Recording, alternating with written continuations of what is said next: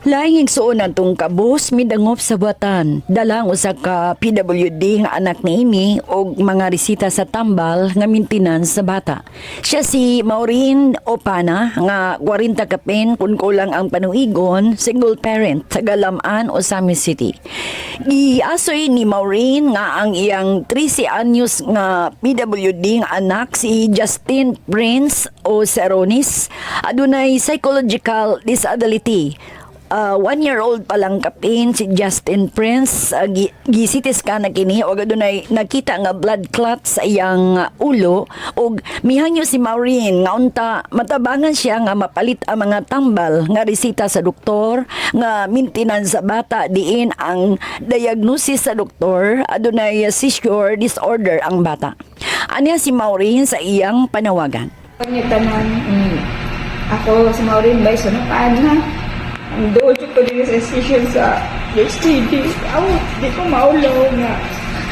Ngay ko tabang sa inyo tungkol sa akong anak nga. Si Justin Prince Nunes. Ang sabi bang sakit na maghuling yung ulo. Paano ko siya?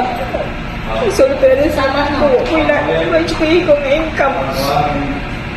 Nga, ito ko tabang na assistant siya na MRI. Baulian lang yun siya. O, yung kong ikakon sa iya. Punta na ang tayo manunin kasi nakala sa kong anak. Hindi ko kwartang mapa-MRI siya. Bawala ko ito. Sinagdagan salamat.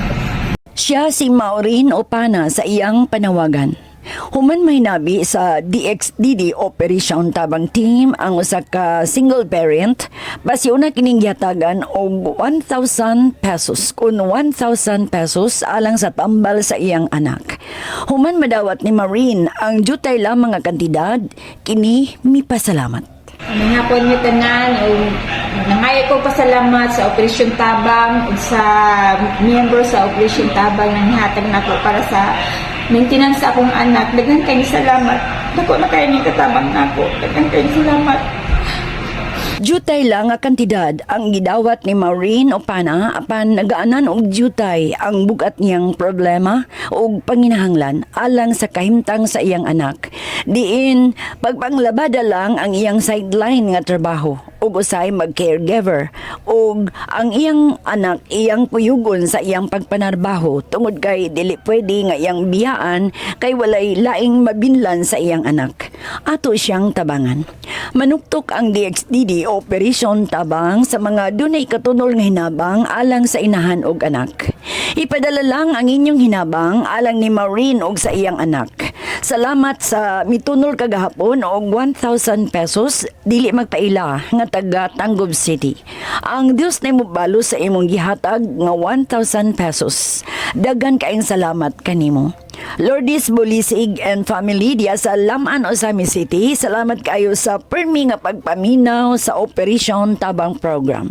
Sa mga tanang nagsuporta sa buhat sa kaluoy, mipaila o wala nagpaila, daghan kaayong salamat kaninyong tanan. Ug atong iampo ang kaluwasan sa mga kabus nga nagantos sa mapait nilang mga kahimtang, ilabi na ang naa sa mga tambalanan ug mga masakiton. Ug sa buto sa mutunol ginabang isip suporta sa buhat sa kaluoy sa DXDD, ipadala lang ang inyong hinabang. Bukas ang among buhatan ug anda mo pasayon pagtunol sa mga kabus nga mudangop sa DXDD.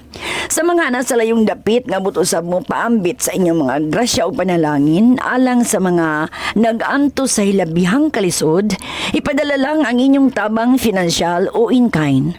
Ang atong address, Operation Tabang, care of DXDD Radio Television, Don Lizano Street, Metropolitan, Immaculate Conception, Cathedral Drive, Osamis City. GCash number 0907-443-7234. Sa ngalan sa tanang naghago og nagpakabana alang sa mudangop sa DXDD Operation Tabang, kini si Ate V, Vicky Remedios Palaw.